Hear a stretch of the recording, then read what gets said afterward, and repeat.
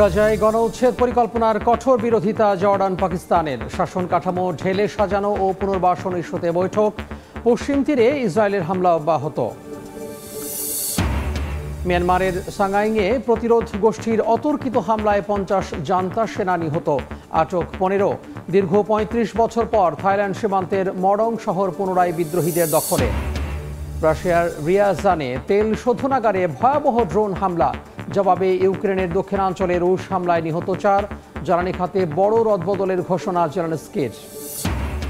এবং থামছে না অবৈধ পথে ইউরোপ যাত্রা। সাগর পাড়ি দিতে গিয়ে ঘটছে প্রাণহানি। লিবিয়া উপকূলে নৌকাডুবির ঘটনায় 4 বাংলাদেশের মরদেহ উদ্ধার।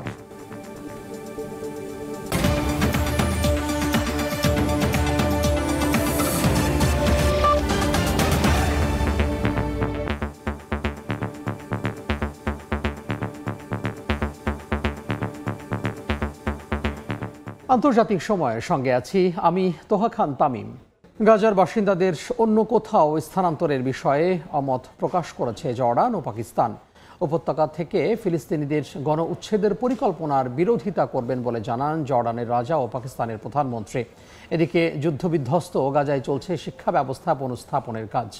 অঞ্চল জুড়ে প্রায় 82% স্কুল ধ্বংস হয়ে যাওয়ার কাজটি সহজ হবে না বলে মনে করছেন সংশ্লিষ্টরা।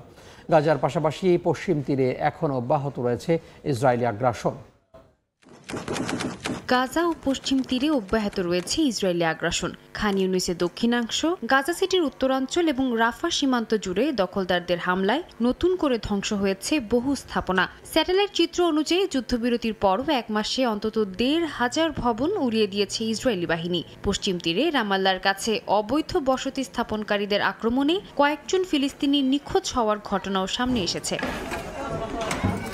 এদিকে গাজাবাসীকে অন্যত্র স্থানান্তরের বিষয়ে স্পষ্ট অবস্থান নিয়েছে জর্ডান ও পাকিস্তান। ইসলামাবাদে 2 দিনের বৈঠকে জর্ডানের রাজা আবদুল্লাহ ও পাকিস্তানের প্রধানমন্ত্রী শাহবাজ শরীফ জানান, গাজার মানুষকে গণ উচ্ছেদের কঠোর বিরোধিতা করবেন তারা। যুদ্ধ পরবর্তী গাজা নিয়ে আরব ইসলামী 8টি দেশের সমন্বিত উদ্যোগ, শাসন কাঠামো পুনর্গঠন ও পুনর্বাসন পরিকল্পনা নিয়েও আলোচনা হয় বৈঠকে।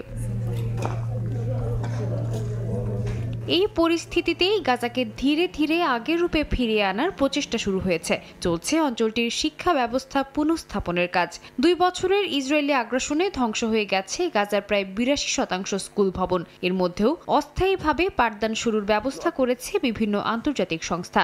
ধ্বংসস্তূপে পরিণত স্কুলের উঠান কিংবা পাশের খালি জমিতে অস্থায়ী স্কুল তৈরির উদ্যোগ চলছে। তবে শিক্ষা সামগ্রিক ঘাটতি ও নিরাপদ পরিবেশের অভাবে এই কার্যক্রম চালিয়ে যাওয়া কঠিন হয়ে পড়েছে। সবচেয়ে বেশি প্রভাবিত হচ্ছে শিক্ষার্থীরা। যুদ্ধ চলাকালীন তারা শারীরিক ও মানসিক দুইভাবেই হারিয়ে ফেলেছে স্বাভাবিক ছন্দ। শিক্ষকরা বলছেন, যুদ্ধোত্তর মানসিক চাপ সামলে শিক্ষায় ফিরিয়ে আনাই এখন সবচেয়ে কঠিন কাজ।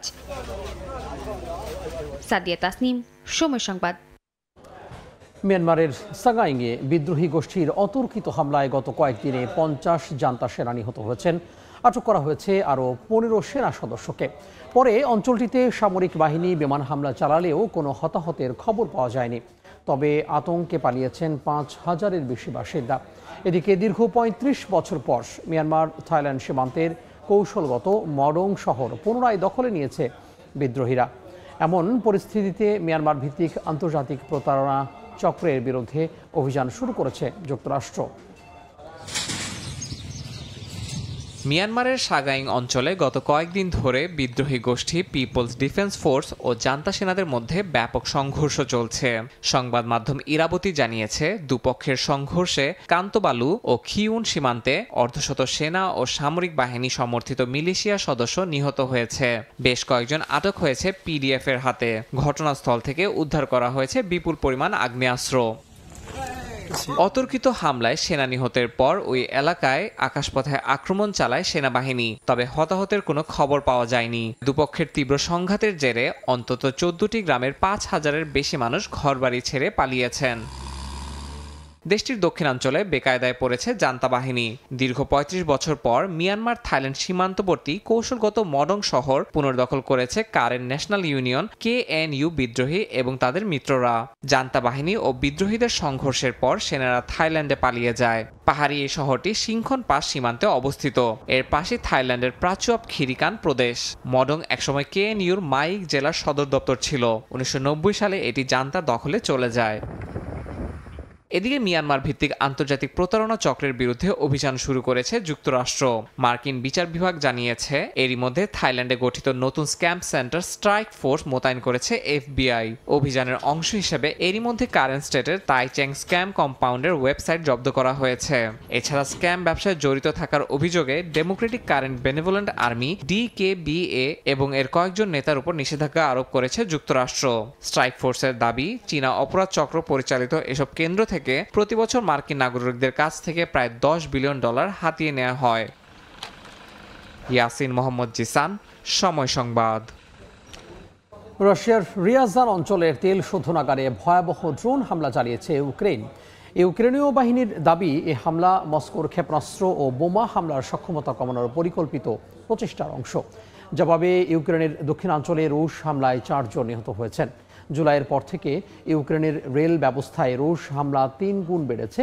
এছাড়া দেশটির জ্বালানি খাতে $100 মিলিয়ন দুর্নীতি কেলেঙ্কারিতে বড় ধরনের রদবদলের ঘোষণা দিয়েছেন প্রেসিডেন্ট ভলোদিমির জেলেনস্কি। আসন্ন শীত সামনে রেখে ইউক্রেনের জ্বালানি খাতে ড্রোন ও ক্ষেপণাস্ত্র হামলা জোরদার করেছে রাশিয়া। এবার সেই হামলারই যেন প্রতিশোধ নিল কিয়েভ। স্থানীয় সময় শনিবার মস্কোর কাছে রাশিয়ার একটি তেল শোধনাগারে হামলা চালানোর দাবি করেছে ইউক্রেন। শনিবার সামাজিক মাধ্যমে ইউক্রেনীয় সেনাবাহিনী জানায়, শত্রুপক্ষের ক্ষেপণাস্ত্র ও বোমা হামলার সক্ষমতা কমাতে রিয়াজান অঞ্চলের এই তেল শোধনাগারে হামলা চালানো হয়েছে। হামলার পর তেল শোধনাগারটিতে আগুন লেগে যায়। যদিও রিয়াজানের স্থানীয় কর্তৃপক্ষ দাবি করেছে 25টি ইউক্রেনীয় ড্রোন ভূপাতিত করা হয়েছে এবং পড়ে যাওয়া টুকরো থেকেই আগুন লেগেছে। অন্যদিকে ইউক্রেনের খেরসন অঞ্চলে রুশ হামলায় কয়েকজন বেসামরিক নাগরিক নিহত হয়েছেন বলে জানিয়েছে স্থানীয় প্রশাসন। জাপোরিঝিয়ায়ও এদিন হামলা চালিয়েছে রুশ বাহিনী। ইউক্রেনের উপপ্রধানমন্ত্রী অলেক্সি কুলেবা জানিয়েছেন, জুলাইয়ের পর দেশটির রেল ব্যবস্থায় রুশ হামলা 3 গুণ বেড়েছে। দেশের মোট পণ্য পরিবহনের 63% এবং সামরিক সহায়তার বড় অংশই রেলপথে আসে। কুলেবা দাবি করেন, সরবরাহ ব্যবস্থা ভাঙার জন্য যোগাযোগের এই পথকেই নিশানা করেছে রাশিয়া। রাশিয়ার অব্যাহত হামলার জেরে বড় ধরনের ক্ষতির মুখে সমগ্র ইউক্রেন। এমন অবস্থায় ইউক্রেনকে আরও আকাশ প্রতিরক্ষা ব্যবস্থা দিতে আন্তর্জাতিক অংশীদারদের প্রতি নতুন করে আহ্বান জানিয়েছেন দেশটির প্রেসিডেন্ট ভলোদিমির জেলেনস্কি। এছাড়া রাষ্ট্রীয় জ্বালানি কোম্পানিগুলোতে $10 কোটি আত্মসাতের অভিযোগে নতুন সংকটে ইউক্রেন। এর মধ্যে 2 মন্ত্রীকে পদত্যাগে বাধ্য করেছেন প্রেসিডেন্ট ভলোদিমির জেলেনস্কি। মালিহা সুহরওয়ার্দী, সময় সংবাদ। সুদানের দারফুরের এল ফাশেরে গণহত্যা চলছেই। গবেষকরা বলছেন, স্যাটেলাইটে শহরের নতুন 4টি স্থানে মরদেহ অপসারণ ও পুড়িয়ে ফেলার কার্যক্রম দেখা গেছে। প্রায় 1.5 লাখ মানুষ এখনও নিখোঁজ। সেখানে আল ফাশের থেকে পালানো হাজারো মানুষের ঢল সামলাতে হিমশিম অবস্থা UN শরণার্থী ক্যাম্পগুলোর। এদিকে আধা সামরিক বাহিনী RSF এর হাত থেকে 2টি শহরের নিয়ন্ত্রণ নিয়েছে দেশটির সেনাবাহিনী। সুদানের দারফুরের আল ফাশির থেকে পালানো ক্ষুধাক্লিষ্ট হাজারো নাগরিক আশ্রয় নিয়েছে আরেক শহর টাউইলার UNHCR এর শরণার্থী ক্যাম্পে। চলমান যুদ্ধ পরিস্থিতির জেরে শরণার্থীদের চাপে নাজুক অবস্থা এসব ক্যাম্পের। নতুন আগতরা দ্রুত নিবন্ধন শেষে অস্থায়ী তাঁবু টাঙ্গিয়ে বসতি করছে। এক সমীক্ষায় দেখা গেছে, টাউইলার ক্যাম্পগুলোয় মাত্র 10% মানুষেরই টেকসই পানি প্রবেশাধিকার ছিল। স্যানিটাইজেশনের অবস্থাও ছিল শোচনীয়। বর্তমানে দারফুরের বাসিন্দাদের নতুন ঢল সামলানোর মতো ন্যূনতম ব্যবস্থাও আর নেই সেখানে। গণমাধ্যমের তথ্য অনুযায়ী আল ফাশিরে এখনও গণহত্যা চালাচ্ছে আধা সামরিক বাহিনী RSF। ইয়েল বিশ্ববিদ্যালয়ের হিউম্যানিটেরিয়ান রিসার্চ ল্যাবের স্যাটেলাইট বিশ্লেষণে শহরের নতুন 4টি স্থানে মরদেহ অপসারণ ও পুড়িয়ে ফেলার কার্যক্রম দেখা গেছে। হাসপাতাল, মসজিদ, বিশ্ববিদ্যালয়ের মতো এলাকায় মিলেছে এসব চিহ্ন। গবেষকরা বলছেন, শহরের প্রায় 1.5 লাখ মানুষ এখনও নিখোঁজ। এর মধ্যে আধা সামরিক বাহিনী আরএসএফ এর হাত থেকে নর্থ কর্ডোফানের কাজকিল ও দাম হাজ আহমেদ অঞ্চল দুটি নিয়ন্ত্রণে নিয়েছে দেশটির সেনাবাহিনী। সেনাদের প্রত্যাবর্তন সুদানের সংঘাত বাড়ার ইঙ্গিত দিচ্ছে বলে মনে করছেন বিশ্লেষকরা। 2023 সালের এপ্রিলে শুরু হওয়া সেনাবাহিনী ও আরএসএফ এর সংঘর্ষ পশ্চিমাঞ্চল দারফুরের পর ধীরে ধীরে কেন্দ্রে সরে এসেছে। যুদ্ধ ছড়িয়ে পড়ছে পূর্ব দিকে। এরই মধ্যে 1,25,00,000-এর বেশি সুদানি বাস্তুচ্যুত হয়েছেন, নিহত হয়েছেন 10,000-এর বেশি মানুষ। বহু এলাকায় আনুষ্ঠানিক দুর্ভিক্ষ ঘোষণা করেছে জাতিসংঘ। রাইসা জান্নাত, সময় সংবাদ। আন্তর্জাতিক সময় আরও থাকছে। ভেনেজুয়েলায় সম্ভাব্য হামলার প্রস্তুতি শেষ যুক্তরাষ্ট্রের, দাবি গণমাধ্যমের। ত্রিনিদাদ ও টোবাগোতে নৌমহড়ার ঘোষণা পেন্টাগনের, যুদ্ধের হুমকি আখ্যা মাদুরোর। উন্নত জীবনের আশায় অবৈধ পথে ইউরোপে যেতে গিয়ে প্রাণ হারাচ্ছেন বহু মানুষ। লিবিয়ায় অভিবাসন প্রত্যাশীবাহী দুটি নৌকাডুবির ঘটনায় 4 বাংলাদেশির মরদেহ উদ্ধার করা হয়েছে। এক বিবৃতিতে লিবিয়ান রেড ক্রিসেন্ট জানিয়েছে, প্রথম নৌকাটি 26 বাংলাদেশি অভিবাসন প্রত্যাশী ছিলেন, যাদের মধ্যে 4 জনের মরদেহ উদ্ধার হয়েছে। দ্বিতীয় নৌকায় মিশর, সুদান সহ বিভিন্ন দেশের 69 জন ছিলেন বলে জানা গেছে। নিজের এবং পরিবারের ভাগ্য বদলাতে ঝুঁকি জেনেও অবৈধভাবে সমুদ্রপথ পাড়ি দিয়ে ইউরোপে যাওয়ার চেষ্টা করেন বহু মানুষ। সেই তালিকায় বাংলাদেশিদের নাম সামনের সারিতে। লিবিয়া উপকূলে অভিবাসন প্রত্যাশীবাহী দুটি নৌকাডুবির ঘটনায় 4 বাংলাদেশির মরদেহ উদ্ধার করা হয়েছে। শনিবার এক বিবৃতিতে রেড ক্রিসেন্ট জানায়, স্থানীয় সময় বৃহস্পতিবার রাতে উপকূলীয় শহর আল খুমসের কাছে এ দুর্ঘটনা ঘটে। নৌকা দুটিতে বাংলাদেশ, সুদান, মিশরের নাগরিক সহ 95 জন ছিলেন। লিবিয়ান রেড ক্রিসেন্ট জানিয়েছে, প্রথম নৌকাটিতে 26 বাংলাদেশি অভিবাসন প্রত্যাশী ছিলেন, যাদের মধ্যে 4 জনের মরদেহ উদ্ধার করা হয়েছে। মরদেহগুলো সংশ্লিষ্ট কর্তৃপক্ষের কাছে হস্তান্তর করা হয়েছে বলে জানা গেছে। দ্বিতীয় নৌকায় মিশর, সুদান সহ বিভিন্ন দেশের 69 জন ছিলেন বলে জানা যায়। স্থানীয় উপকূলরক্ষী বাহিনী ও রেড ক্রিসেন্টের যৌথ তৎপরতায় 91 জনকে জীবিত উদ্ধার করা হয়েছে। এর আগে গত বুধবার আন্তর্জাতিক অভিবাসন সংস্থা জানায়, লিবিয়া উপকূলে অবস্থিত অবসর তেলক্ষেত্র আল বুরির কাছে একটি রাবারের নৌকা ডুবে কমপক্ষে 42 জন নিখোঁজ রয়েছেন। নিখোঁজ সবাই মারা গেছেন বলে ধারণা করা হচ্ছে। 2011 সালে মুয়াম্মার গাদ্দাফির পতনের পর থেকে লিবিয়া ইউরোপমুখী অভিবাসীদের প্রধান ট্রানজিট রুটে পরিণত হয়েছে। দারিদ্র্য, সংঘাত ও অনিশ্চয়তা থেকে পালিয়ে অনেকেই ঝুঁকি নিয়ে সমুদ্রপথে ইউরোপ পৌঁছানোর চেষ্টা করতে গিয়ে মৃত্যুর মুখে পতিত হচ্ছেন। নাসরিন রুমি, সময় সংবাদ। ভেনেজুয়েলায় যুক্তরাষ্ট্রের সম্ভাব্য হামলার সব প্রস্তুতি প্রায় সম্পন্ন বলে জানিয়েছেন মার্কিন গণমাধ্যম এনপিআর। ত্রিনিদাদ ও টোবাগোতে 5 দিনব্যাপী নৌমহড়ার ঘোষণা দিয়েছে পেন্টাগন। স্থানীয় সময় রোববার বিশ্বের সবচেয়ে বড় বিমানবাহী জাহাজ ইউএসএস জেরাল্ড আর ফোর্ড পৌঁছাবে উত্তর ক্যারিবীয় সাগরে। এতে যুক্ত হবেন 15,000 মার্কিন সেনা এবং নৌবাহিনীর 2,000 সদস্য। উত্তর ক্যারিবীয় সাগরে মার্কিন সামরিক মহড়াকে যুদ্ধের হুমকি হিসেবে ব্যাখ্যা দিয়েছেন ভেনেজুয়েলার প্রেসিডেন্ট নিকোলাস মাদুরো। দিন দিন বাড়ছে ভেনেজুয়েলা যুক্তরাষ্ট্রের বৈরিতা। উত্তর ক্যারিবীয় সাগর তীরবর্তী দেশটিতে এখনও সরাসরি হামলার ঘোষণা দেননি মার্কিন প্রেসিডেন্ট। তবে হামলার সব প্রস্তুতি প্রায় সম্পন্ন হয়ে গেছে বলে জানিয়েছে মার্কিন গণমাধ্যম এনপিআর। ভেনেজুয়েলার কাছাকাছি ত্রিনিদাদ ও টোবাগোর উপকূলে 5 দিনব্যাপী নৌমহড়া চালাবে যুক্তরাষ্ট্র। উত্তর ক্যারিবীয় সাগরে রোববার পৌঁছাবে বিশ্বের সবচেয়ে বড় বিমানবাহী জাহাজ ইউএসএস জেরাল্ড আর ফোর্ড। এতে যুক্ত হবেন 15,000 মার্কিন সেনা এবং 2,000 মেরিন। সম্প্রতি ডোনাল্ড ট্রাম্প জানিয়েছিলেন, ভেনেজুয়েলা ইস্যুতে তিনি মনে মনে সিদ্ধান্ত নিয়েছেন, তবে বিষয়টি স্পষ্ট করেননি। ত্রিনিদাদ ও টোবাগোতে মার্কিন সামরিক মহড়া নিয়ে ক্ষোভ জানিয়েছেন ভেনেজুয়েলার প্রেসিডেন্ট নিকোলাস মাদুরো। কারাকাসের পেতারে সমর্থকদের সামনে বক্তৃতায় তিনি অভিযোগ করেন, ওয়াশিংটন যুদ্ধের প্রস্তুতি নিচ্ছে। বলেন, দ্বীপরাষ্ট্রটির মানুষই ঠিক করবে তারা কি তাদের জমি জলকে মার্কিন সামরিক পরিকল্পনার জন্য উন্মুক্ত রাখবে কিনা। সিএনএনের এক প্রতিবেদন অনুযায়ী ভেনেজুয়েলায় বড় ধরনের অভিযানের জন্য প্রয়োজনীয় সামরিক সক্ষমতা এখনো মাঠে নেই। ভূখণ্ডে আঘাত হানলে মাদুরো বাহিনীর প্রতিরোধ আর মার্কিন অভ্যন্তরীণ রাজনৈতিক চাপ সব মিলিয়ে মার্কিন প্রেসিডেন্ট ডোনাল্ড ট্রাম্প কঠিন বাস্তবতার মুখোমুখি হতে পারেন। বিশেষজ্ঞরা বলছেন, মাদুরো অপসারিত হলেও ক্ষমতা বিরোধীদের হাতে যাওয়ার কোনো নিশ্চয়তা নেই। তাদের মতে মাদুরোকে সরানোই শেষ লক্ষ্য নয়, বরং শুরু। স্থিতিশীলতা ফিরিয়ে আনতে যুক্তরাষ্ট্রকে 5 থেকে 10 বছরের পরিকল্পনা নিয়ে মাঠে নামতে হবে। মালিহা সুহুরওয়ার্দী, সময় সংবাদ। বছরের শেষ দিকে এসেও অধিকার আদায়ের লক্ষ্যে বিক্ষোভে নেমেছেন বিভিন্ন দেশের মানুষ। রাজনৈতিক সংস্কার, দুর্নীতি দমন এবং নিরাপত্তার দাবিতে রাস্তায় নেমেছেন পেরুর বাসিন্দারা। আন্দোলনকারীদের বেশিরভাগই তরুণ। দুর্নীতি বিরোধী প্রতিবাদে সোচ্চার মেক্সিকোর জেনজি আন্দোলনকারীরাও। সামাজিক যোগাযোগ মাধ্যমে শুরু হওয়া বিক্ষোভ দ্রুতই ছড়িয়েছে রাজপথে।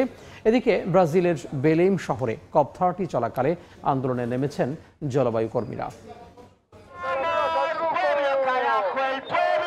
রাজনৈতিক সংস্কার, দুর্নীতি দমন এবং সার্বিক নিরাপত্তা নিশ্চিতের দাবিতে পেরুর রাজধানী লিমায় বিক্ষোভ চলছে। এতে নেতৃত্ব দিচ্ছেন জেনজি প্রজন্ম এবং কর্মী ও পরিবহন মন্ত্রীরা। স্থানীয় সময় শুক্রবার কংগ্রেস ভবনের দিকে অগ্রসর হওয়া মিছিলটি আটকে দেয় পুলিশ। ক্ষমতায় আসার পর থেকেই জরুরি অবস্থা জারি করে অপরাধ দমনের প্রতিশ্রুতি দিয়েছেন দেশটির প্রেসিডেন্ট জোসে জেরি। তবে আন্দোলনকারীদের অভিযোগ, সরকার এখনো বাস্তব পদক্ষেপ নেয়নি। তরুণদের দাবি, দীর্ঘদিনের সমস্যাগুলোর সমাধানের সময় এসেছে। আন্দোলনের মুখে দেশজুড়ে জরুরি অবস্থা জারি করেছে সরকার।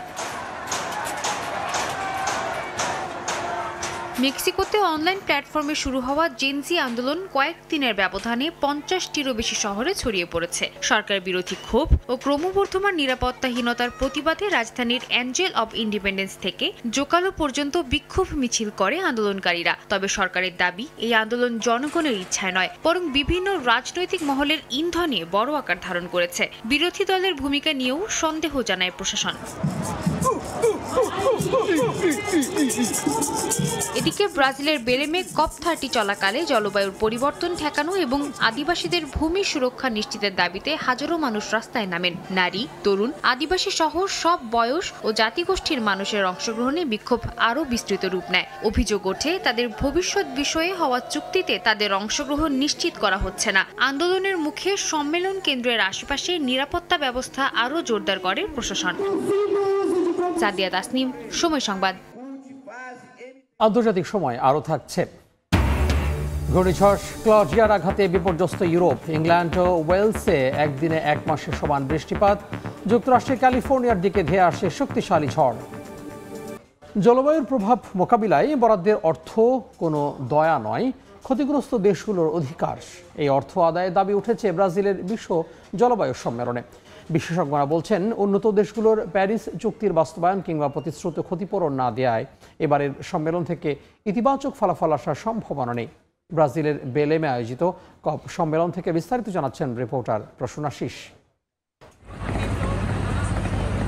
আমাজনের প্রবেশদ্বার ব্রাজিলের বেলেমে আয়োজিত বিশ্ব জলবায়ু সম্মেলনের 6ষ্ঠ দিন পার হলেও জলবায়ু পরিবর্তনের প্রভাবে ক্ষতিগ্রস্ত দেশগুলোর জন্য নেই কোনো আশার বাণী। বাংলাদেশ সহ স্বল্পোন্নত দেশগুলোর পক্ষ থেকে জাতীয় পরিকল্পনা তুলে ধরার পাশাপাশি যৌক্তিক ক্ষতিপূরণ দেওয়ার দাবি উপস্থাপন করা হচ্ছে। এছাড়া একটি বৈশ্বিক অভিযোজন পরিকল্পনা এবং ক্ষতিপূরণ আদায়ে সুনির্দিষ্ট দাবি নিয়ে কাজ করছে প্রায় 74টি দেশ। বাংলাদেশ থেকে পরিবেশ, বন ও জলবায়ু পরিবর্তন, পররাষ্ট্র, অর্থ ও দুর্যোগ মন্ত্রণালয় এবং প্রধান উপদেষ্টার কার্যালয়ের কর্মকর্তারা আন্তর্জাতিক এই সম্মেলনে যোগ দিয়ে জলবায়ুর প্রভাবে ঝুঁকিপূর্ণ দেশগুলোর আর্থিক সুরক্ষায় সোচ্চার হয়েছেন।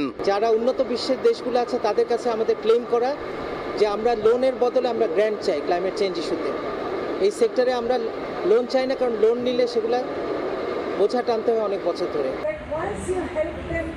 2015 সালে প্যারিস চুক্তি অনুযায়ী ক্ষতিপূরণের অর্থ পাওয়ার বিষয়টি কোনো দয়া নয়, ক্ষতিগ্রস্ত দেশগুলোর অধিকার বলে জানান উপদেষ্টা ফরিদা আক্তার।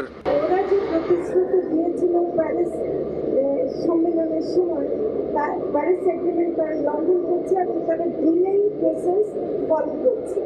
এবং আমাদের উচিত হবে যে এখন যখন আমরা ফাইন্যান্সের দাবি করব, এটা আমরা দয়া চেয়ে দাবি করছি।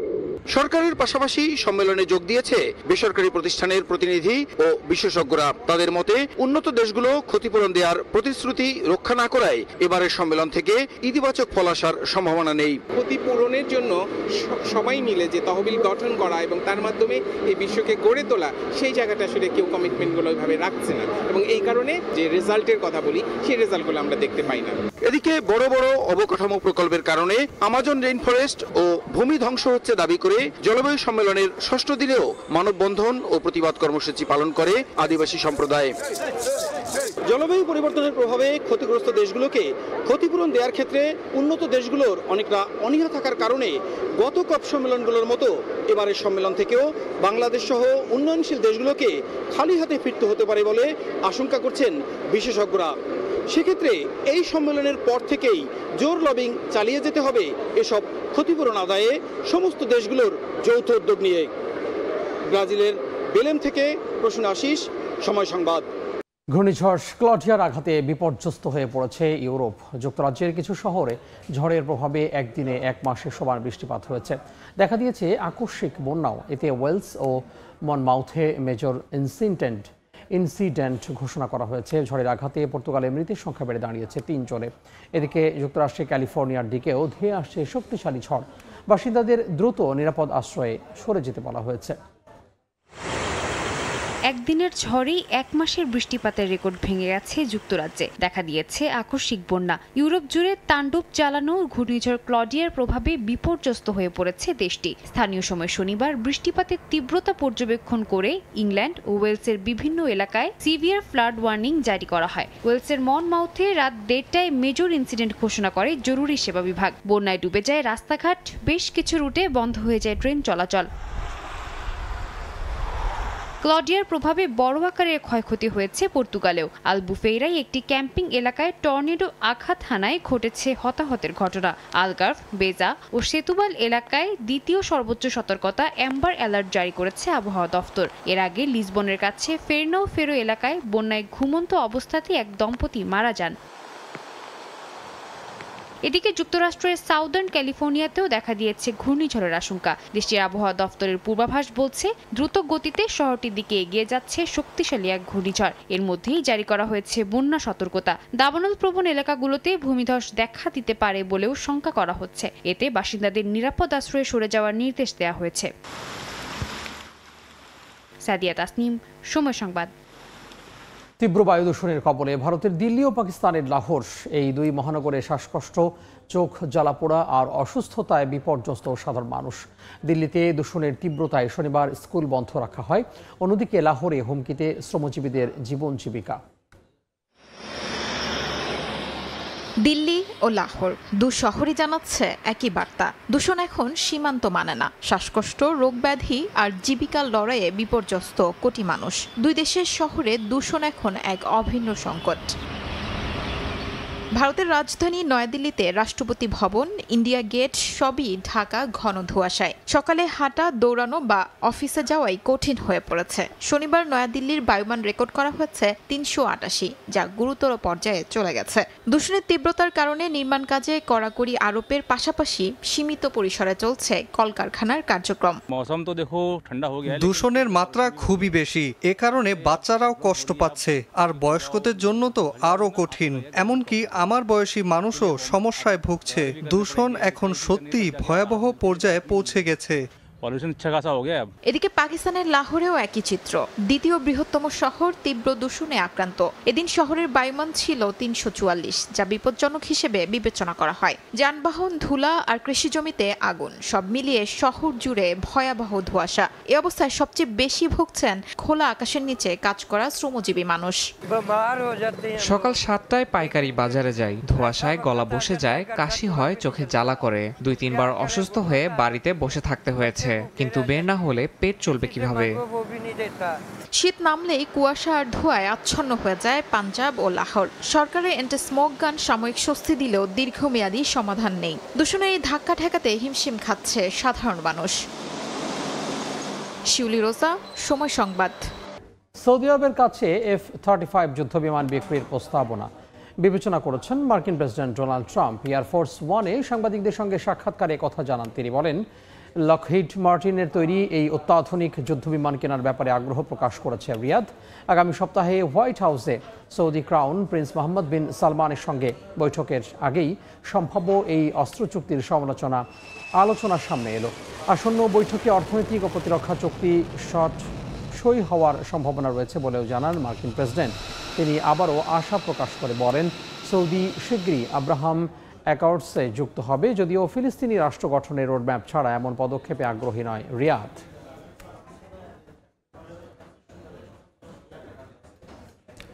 হরমুজ প্রণালী থেকে একটি তেলবাহী জাহাজ আটক করেছে ইরানের বিপ্লবী গার্ড বাহিনী। সংযুক্ত আরব আমিরাত থেকে সিঙ্গাপুরগামী ট্যাঙ্কারটি স্থানীয় সময় শুক্রবার সকালে থামিয়ে দেওয়া হয়। আইআরজিসি জানিয়েছে ট্যাঙ্কারটি আইন লঙ্ঘন করে উচ্চ সালফারযুক্ত জ্বালানি বহন করছিল, যদিও এ বিষয়ে বিস্তারিত জানায়নি তারা। আজনান বন্দর ছাড়ার পর 3টি ছোট নৌকা জাহাজটিকে ঘিরে ফেলে। এ সময় ট্যাঙ্কারটি হঠাৎ দিক পরিবর্তন করে বলে জানিয়েছে সামুদ্রিক নিরাপত্তা সংস্থা অ্যামব্রি। ঘটনাটি নিবিড়ভাবে পর্যবেক্ষণ করা হচ্ছে বলে জানিয়েছে মার্কিন নৌবাহিনীর 5ম নৌবহর। যুক্তরাজ্যের মেরিটাইম ট্রেড অপারেশনস সেন্টার ঘটনাটি নিশ্চিত করে ওই রুটে সতর্কভাবে জাহাজ চলাচলের পরামর্শ দিয়েছে।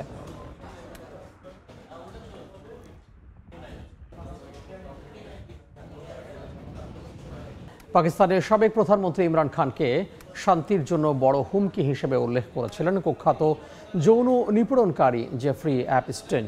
তার নতুন প্রকাশিত ইমেইল থেকে তথ্য জানা গেছে।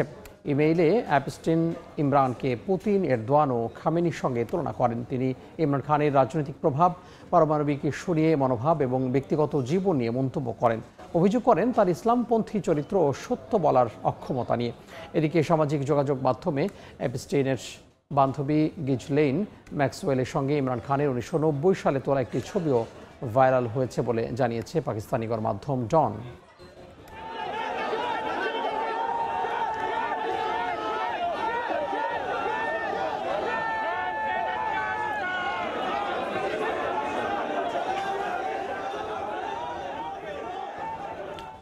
আন্তর্জাতিক সময়ের শীর্ষ সংবাদগুলো জানিয়ে দেব আরও একবার। গাজায় গণউচ্ছেদ পরিকল্পনার কঠোর বিরোধিতা জর্ডান পাকিস্তানের। শাসন কাঠামো ঢেলে সাজানো ও পুনর্বাসন ইস্যুতে বৈঠক। পশ্চিম তীরে ইসরায়েলের হামলা অব্যাহত। রাশিয়ার রিয়াজানে তেল শোধনাগারে ভয়াবহ ড্রোন হামলা। জবাবে ইউক্রেনের দক্ষিণাঞ্চলে রুশ হামলায় নিহত 4। জ্বালানি খাতে বড় রদবদলের ঘোষণা জেলেনস্কির। এবং থামছেই না অবৈধ পথে ইউরোপ যাত্রা। সাগর পাড়ি দিতে গিয়ে ঘটছে প্রাণহানি। লিবিয়া উপকূলে নৌকাডুবির ঘটনায় 4 বাংলাদেশের মরদেহ উদ্ধার।